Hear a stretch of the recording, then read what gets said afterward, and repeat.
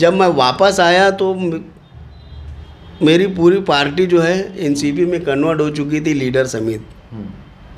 अब एनसीपी कांग्रेस को नई क़यादत मिली और नई क़यादत के लोग मुझसे राब्ता कायम नहीं किए। तो आपको जब ज़मानत मिली उसके बाद से अभी तक आप किसी सियासी पार्टी में या किसी पार्टी के इजलास में या मीटिंग में नज़र नहीं आ रहे हैं, तो क्या साबिर गौहर इसी एक केस और ना बन जाए इसीलिए कहीं नज़र नहीं आ रहे, ऐसा कुछ है?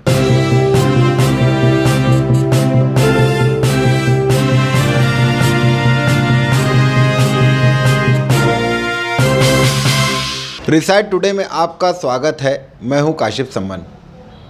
हम शहर के मुख्तलिफ अफराद से, मुख्तलिफ लीडरान से, मुख्तलिफ जमातों से ये जानने की कोशिश कर रहे हैं क्या शहर में सियासी पार्टियों का या सियासी लीडरान का दबदबा ख़त्म होता जा रहा है, और जो अवामी मुद्दे हैं, जो अवामी बातें हैं, क्या लीडरान वो अच्छे अंदाज में, अच्छे ढंग से ऑफिसरान के सामने या हुकूमत के सामने रख पा रहे हैं जिससे अवाम का या शहरियान का फ़ायदा हो सके।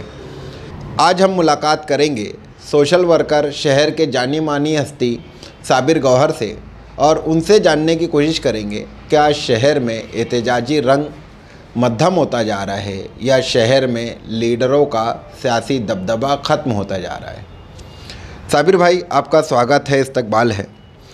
सबसे पहले तो आप ये बताइए, आज से 10 साल पहले या आज के दिन आपको क्या डिफरेंट, क्या तब्दीली समझ में आ रही है कि सियासी रंग मध्यम होता जा रहा है? पहले किस तरीके से एहतजाज हुआ करते थे और आज के एहतजाज क्यों इतने सॉफ्ट हो गए? सबसे पहले तो मैं रिसाइट टुडे का शुक्रिया अदा करना चाहता हूँ, उन्हें मुबारकबाद देना चाहता हूँ कि उन्होंने एक अहम मुद्दे को अपने चैनल के थ्रू आवाम के दरमियान में लाने की कोशिश की है कि शहर का दबदबा ख़त्म हो रहा है। देखिए, मालेगांव शहर एक तहरीकी शहर रहा है और मालेगांव की तहरीकें मुल्क की सियासत पर भी असरअंदाज होती रही है। जहाँ तक मेरी मालूमात है, जहाँ तक मुझे याद है कि 1982 21 नवंबर 1982 किताब की तहरीक चली थी, यानी 8वीं जमात की उर्दू की किताब, उर्दू की तारीख़ की किताब में हज़रत मोहम्मद सल्लल्लाहु ताला अलैहि वसल्लम के ताल्लुक़ से गुस्ताखाना जुमलों का इस्तेमाल किया गया था और उसके ख़िलाफ़ तहरीक चलाई गई थी। और उस तहरीक में शहर की आवाम ने जिस ढंग से हिस्सा लिया था, उस वक्त भी मामलात बिगड़े थे। कुछ लोगों को उसमें भी जेल की सलाखों के पीछे जाना पड़ा था। और मैं तो उस वक्त तो 8वीं पास करके मैं 9वीं में गया था और उसके बाद वो किताब, तारीख़ की किताब छपी थी। और उस किताब में जो हुज़ूर सल्लल्लाहु ताला अलैहि वसल्लम की शान में गुस्ताखी की गई थी, तो मालेगांव में जो तहरीक चली उसकी बुनियाद पर हुकूमत ने उस किताब के ऊपर पाबंदी लगाई और वो किताब वापस ले ली गई थी। उसके बाद में 1986 में 85-86 का पीरियड रहा होगा जब राजीव गांधी मुल्क के वज़ीर आज़म थे, और उस वक्त भी पूरे मुल्क में मुस्लिम पर्सनल लॉ की और शाह बानो केस तलाक़ के मामले में शाह बानो का मामला गूंजा था। उस वक्त भी मुस्लिम पर्सनल लॉ में मुदाखलत का मुद्दा उठाकर मालेगांव की आवाम ने ज़बरदस्त एहतजाज किया था और आखिर में लोगों को कामयाबी मिली थी और वहाँ पर मुस्लिम पर्सनल लॉ बोर्ड को उसमें कामयाबी मिली थी। 19 जुलाई 1992 को सोशल एंड डेमोक्रेटिक फ्रंट के नाम से सोशलिस्ट लीडर साथी निहाल अहमद साहब ने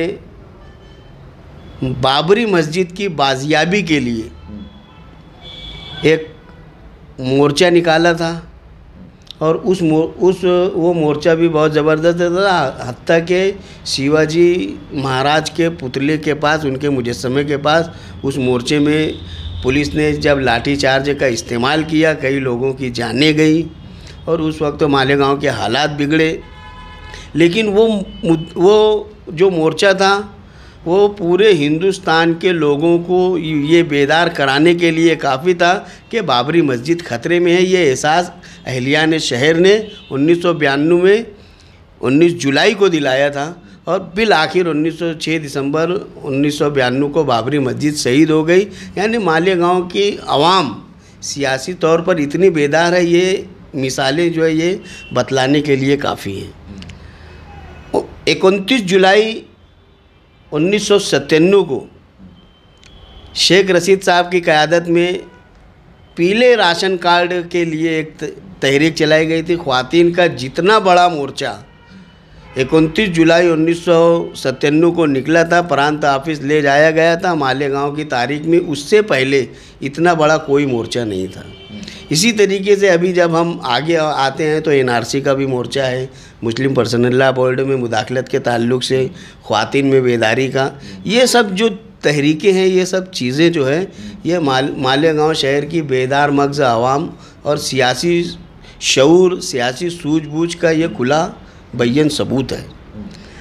आज 12 नवंबर के बाद में जो हालात पैदा हुए, पुलिस ने जिस ढंग से 12 नवंबर के मामलात को देखा, जो लोग उसमें गिरफ़्तार हुए, उन गिरफ़्तार होने वालों में सबसे पहले गिरफ़्तार होने वाला मैं खुद था। और उसके बाद में मैंने खुद महसूस किया कि उसके बाद में कोई सियासी पार्टी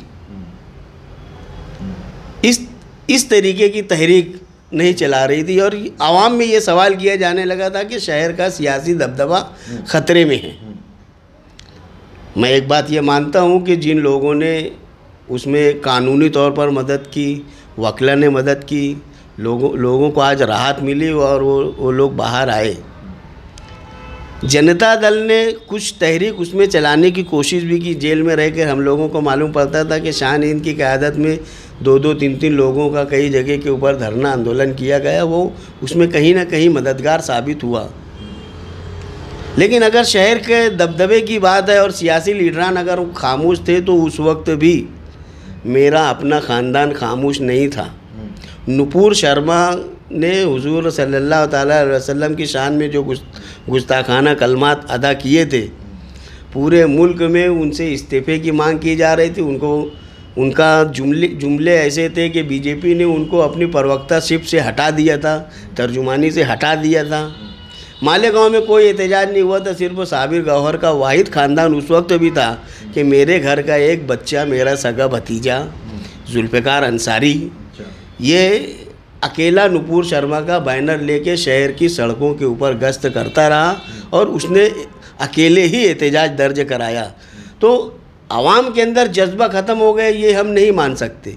लीडरान कहीं ना कहीं सहम गए, ये हम मानते हैं। और इस दबदबे को वापस लाने के लिए जब मैं 11 नवंबर के मामले में जब 14 अक्टूबर को मैं रिहा होकर बाहर आया, 1-2 रोज़ के बाद में सैफ न्यूज़ के ऊपर मैंने जो अपनी बाइट दी, अपने इंटरव्यू दिया, उसके अंदर मैंने शहर की आवाम से, सियासी लीडरान से, मिली समाजी तंजीमों से मैंने ये गुजारिश की थी कि अगर हमको शहर का दबदबा वापस लाना है तो हमको एक मरतबा फिर से रोड के ऊपर निकलना होगा, रास्ते के ऊपर निकलना होगा, हमें एहतजाज करना होगा। एहतजाज पुरअमन, जो भी एहतजाज होते हैं पुरअमन होते हैं, कहीं ना कहीं कोई खामी की वजह से कोई बात पैदा होती है।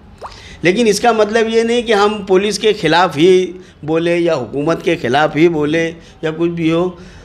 शहर की आवाम बेदार है, ये बतलाने के लिए किसी न किसी एक को तो आगे बढ़ना होगा और ये ज़रूरी नहीं है कि वो किसी सियासी पार्टी से ही रहे।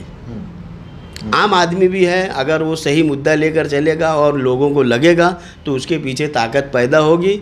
लेकिन शहर का दबदबा वापस आ सकता है, इसके लिए तमाम लोगों को कोशिश करना चाहिए, ऐसा मेरा मानना है। तो आप ऐसा समझते हैं क्या कि पिछले कुछ सालों में सियासी लीडरान की जानिब से, जहां मालेगांव का अगर तारीख देखा जाए तो हर मसले में मालेगांव की तरफ निगाह होती थी, दिल्ली में जो हुकूमत होती थी या मुंबई में जो हुकूमत होती थी, उनकी निगाह मालेगांव में होती थी। तो पिछले कुछ सालों में उनकी निगाह मालेगांव में नहीं है कि किस मुद्दे पे कौन मालेगांव क्या सोचता है। आपको ऐसा लगता है? आज की जो मौजूदा लीडरशिप है, मेरी समझ से वो नाकारा लीडरशिप है, और वो तो कोई एहतजाज करते ही नहीं। कोई मुद्दा जो उनको उठाना चाहिए, उनको जो अहलियान शहर ने उनको जो जिम्मेदारी दी है असम्बली की रुकनीत की सूरत में, उन्होंने उसके साथ आज तक के कोई इंसाफ नहीं किया, और वो कोई मुद्दा उठाते भी नहीं, और ना ही ऐसे वो कोई काम करते हैं। इसके पहले भी जैसे अगर एनआरसी का मोर्चा निकाला गया तो ये रहते हुए भी ये पिछली सफ में थे, ये फ्रंट के ऊपर उस वक्त भी नहीं थे। एनआरसी के मोर्चे के वक्त भी ये फ्रंट के ऊपर नहीं थे। तो ये कहीं न कहीं उनके अंदर खुद डर है। और फिर जो शख्स पुलिस की गाड़ी में बैठकर अमन की अपील करेगा, आवाम उससे क्या तवक्के रख सकती है। तो इसके लिए मैं समझता हूँ कि आज शहर की जो लीडरशिप है वो बराबर नहीं है, बल्कि जो लोग ये काम कर सकते हैं, माजी की मैंने कई मिसालें दी, निहाल साहब की, शेख रशीद साहब की, शब्बीर सेठ की, जिनके यानी किताब की तहरीक शब्बीर सेठ के वक्त की है, बाबरी मस्जिद की जो तहरीक है निहाल साहब के वक्त की है, राशन का पीले राशन कार्ड की तहरीक जो है ये शेख रशीद साहब की है, और एनआरसी की तहरीक में मौलाना उमरैन जैसे लोग आगे थे, कुल जमाती तंजीम के लोग आगे थे। तो इस तरीके से ये लोग किए, और अगर ये फिर से एक मरतबा जुटेंगे, आगे बढ़ेंगे, इसके अंदर देखो ज़ात, बिरादरी, समाज, मसलक ये सब नहीं चलता। शहर की ज़रूरत और वक्त की ज़रूरत, हुकूमत से मुतालबा और उसको मंजूर कराने के लिए पॉलिसी, ये चीज़ अहम होती है। इसके अंदर कोई ज़्यादा अहम बात नहीं है। अब एक मुद्दा उठाकर उसको जो है अच्छे ढंग से आखिर तक के ले जाना, ये पुरअमन तहरीक इसी का नाम है, और इसकी आज शहर में सख्त ज़रूरत है। ज़रूरी नहीं है कि तहरीक निकले तो मोर्चा निकले तो तोड़ फोड़ ही हो। हमारी बात ऐवान तक पहुँचे, हमारी बात हुकूमत तक पहुँचे, हमारी बात डिपार्टमेंट तक पहुँचे, और वो लोग उसके ऊपर उसका मज़बूत असर ले, ये अहम बात। तो साबिर भाई, अभी जो हालिया दिनों में देखा जा रहा है कि जो जैसे जनरेशन चेंज होती है, पिछले 10 सालों में जनरेशन बदली हुई। आप लोग जिस वक्त में काम करते थे वो वक्त अब नहीं रहा, ना लीडरान वैसे रहे। आप लोगों के वक्त में लीडरान भी उसी तरीके से हुआ करते थे, जो हर मुद्दे पे बात रखना ज़रूरी समझते थे जो अवामी मुफाद में हो। हाँ, आज क्या अवामी मुफाद और लीडर का अपना मुफाद, ये कहीं ना कहीं इसमें टकराव हो रहा है, जिसकी वजह से अवामी मुफाद पिछड़ रहा है? ये तो सच बात है कि इक़्तिदार की जंग के अंदर हर कोई बाजी मार लेने के लिए आगे बढ़ रहा है, और अगर इस बात को हम मुद्दा मान ले तो बात ज़ाती मफाद पे आ जाती है। इसमें कहीं पर भी अवामी मफाद नज़र नहीं आता, जबकि जो लीडरान जिनका मैंने हवाला दिया उनका ज़ाती मफाद दिखाई नहीं देता था, लेकिन अवामी मफाद के लिए वो लोग रात दिन एक कर दिया करते थे। आज की लीडरशिप में उस बात का फकदान है, उस बात की कमी साफ तौर पर नज़र आती है। अच्छा, इसी का खमियाजा शायद 12 नवंबर में भी देखा गया कि जो लोग जेल में बंद थे, तो लीडर की बयानबाजी की वजह से ही उनको लेट हुआ उनका मामला। आप ऐसा समझते हैं? देखिए, जिस 12 नवंबर का जो मामला आया और उसमें मौजूदा एमएलए मजलिस के जो मुफ्ती मोहम्मद इस्माइल साहब हैं, उनका जो स्टेटमेंट आया था कि सहारा हॉस्पिटल के पास या फायर स्टेशन के पास पत्थर जमा किए गए थे, तो ये तो सरासर शहर की आवाम को फंसाने वाला बयान था, और पुलिस ने उनके उस बयान को अहमियत दी, और यही वजह थी कि उनकी ज़मानत में ताख़ीर हुई। उसको अगर क्या जो होना था वो हो गया, अब इस मामले को हल किस तरीके से किया जाए। मालेगांव के रुकन असम्बली थे, उनकी जिम्मेदारी थी कि डिपार्टमेंट के लोगों को, एसपी को, एडिशनल एसपी को, एसपी को, डीवाईएसपी को या आईजी को, इन लोगों को बुलाकर उनके साथ में मीटिंग लेते कि यार ये इस तरीके ऐसे नहीं, ऐसे हुआ है। कुछ लोगों की गलती को पूरे शहर के ऊपर थोपा नहीं जा सकता। अगर इस ढंग से वो इस बात को करते तो मुमकिन है वहाँ से भी कोई मजबूत पहलू निकलता और जो लोग सलाखों के पीछे थे उनकी रिहाई का कोई रास्ता निकल सकता था। लेकिन उन्होंने ऐसा नहीं किया। उनको अपनी जिम्मेदारी समझती ही नहीं। मैं ये समझता हूँ कि उनको अपनी जिम्मेदारी समझती ही नहीं। अच्छा, एक सवाल आपसे ज़ाती ये है कि जैसे आपने कहा कि 12 नवंबर के बाद से जो शहर के बड़े लीडरान थे वो कहीं ना कहीं डर गए या कहीं ना कहीं खामोश हो गए, तो आपको जब ज़मानत मिली उसके बाद से अभी तक आप किसी सियासी पार्टी में या किसी पार्टी के इजलास में या मीटिंग में नज़र नहीं आ रहे हैं, तो क्या साबिर गौहर इसी एक केस और ना बन जाए इसीलिए कहीं नज़र नहीं आ रहे, ऐसा कुछ है? मैं झुका नहीं, मैं दबा नहीं, कहीं छुप छुपा के खड़ा नहीं। मैं झुका नहीं, मैं दबा नहीं, कहीं छुप छुपा के खड़ा नहीं। जो डटे हुए हैं महाज पर, मुझे उन सफ़ों में तलाश कर। मैंने कहा कि शहर का दबदबा वापस लाना है। इसके लिए ज़रूरी नहीं है कि कोई सियासी लीडर ही आए। मिली तंजीम से आ सकता है, समाजी तंजीम से आ सकता है, आम लोगों से भी आ सकता है। और मेरे घर से तो एक बच्चा आगे आया भी, ये मैंने मिसाल के ज़रिए अभी बतलाया है। अब रही बात मेरी कि मैं क्यों नहीं मंजर पे आया, तो उसकी सीधी सी वजह है कि जिस वक्त 12 नवंबर का मामला हुआ, मैं मालेगांव शहर कांग्रेस कमेटी की सदारत का मैं दावेदार था और मैं पीर के रोज़ मुझे बम्बई जाना था, यानी 14-15 नवंबर को मुझे बम्बई जाना था अपने उस सदारत की दावेदारी के लिए। और 13 नवंबर को मुझे अटक कर लिया गया और उसके बाद में मैं 11 महीना 2 दिन के लिए मैं चला गया। जब मैं वापस आया तो मेरी पूरी पार्टी जो है एनसीपी में कन्वर्ट हो चुकी थी, लीडर समेत। अब एनसीपी कांग्रेस को नई क़यादत मिली और नई क़यादत के लोग मुझसे राब्ता कायम नहीं किए। उनकी समझ थी कि जिधर लीडर है उधर साबिर गौहर जाएगा।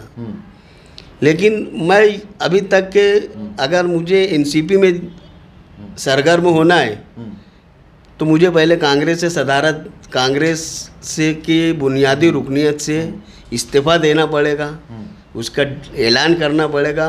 उसके बाद एनसीपी में शमूलियत इख्तियार करना पड़ेगी, फिर एक वर्कर की हैसियत से मैं वहाँ काम शुरू कर सकता हूँ। तो आज तो मैं ना इधर में हूँ ना उधर में हूँ, लेकिन सियासी हूँ, समाजी हूँ, इसलिए आम लोगों के बीच में लगा हुआ हूँ। तो आगे क्या उम्मीद है? मुझे बहुत ज़्यादा ज़रूरत नहीं है कि मेरे पीछे कोई सियासी लेबल ही चाहिए। साबिर गौहर अपने आप में भी एक लेबल है, ये बात आप समझ लो। नहीं, आगे क्या हम ये उम्मीद कर सकते हैं कि आप बहुत जल्द किसी न किसी पार्टी के उसमें नज़र आएंगे? उसूलों की बात है। मैं जहाँ पर था उसूली तौर पर उन लोगों से भी मुझे बात करना है। आज उनकी क्या पॉलिसी है? जैसे कांग्रेस पार्टी, यूपीए में कांग्रेस की क़यादत में तमाम सियासी पार्टियां हैं।